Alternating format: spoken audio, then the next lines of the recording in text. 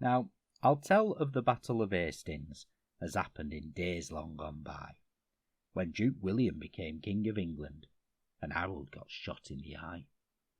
It were this way. One day in October, the Duke, who were always a toff, having no battles on at the moment, he'd give his lads a day off. They'd all taken boats to go fishing, when some chap in Conqueror's ear said, "Let's go and put breeze up Saxons." Said Bill, "By gum, that's an idea." Then turning around to his soldiers, he lifted his big Norman voice, shouting, "Hands up, who's coming to England?" That was swank, 'cause they hadn't no choice. They started away about tea time. The sea was so calm and so still, and at 9:45 the next morning they arrived at a place called Bexhill.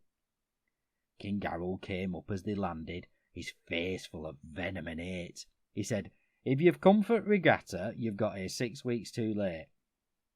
At this William rose, cool but haughty, and said, "Give us none of your cheek. You best have your throne reupholstered, for I'll be wanting to use it next week." When Harold heard this say defiance, with rage he turned purple and blue, and shouted some rude words in Saxon, to which William answered, "And you." 'Twere a beautiful day for a battle. The Normans set off with a will, and when both sides was duly assembled, they tossed for top of the hill. King Harold, he won the advantage. On the hilltop he took up his stand, with his knaves and his cads all around him, on his horse with his hawk in his hand. The Normans had nought in their favour. The chance of victory seemed small, for the slope of the field were against them, and the wind in the faces and all. Kick-off was sharp at 2:30, and soon as the whistle had went, both sides started banging each other till the swineherds could hear them in Kent.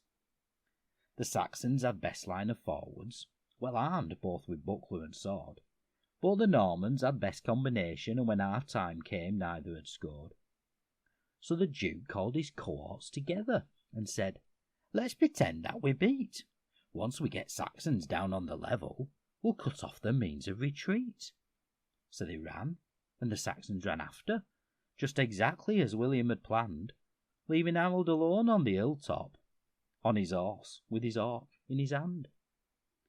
When the Conqueror saw what had happened, a bow and an arrow he drew. He went right up to Harold and shot him. He were offside, but what could they do? The Normans turned round in a fury and gave back both parry and thrust, till the fight were all over bar shouting, and you couldn't see Saxons for dust. And after the battle were over, they found Harold so stately and grand, sitting there with an eyeful of arrow, on his horse with his hawk in his hand.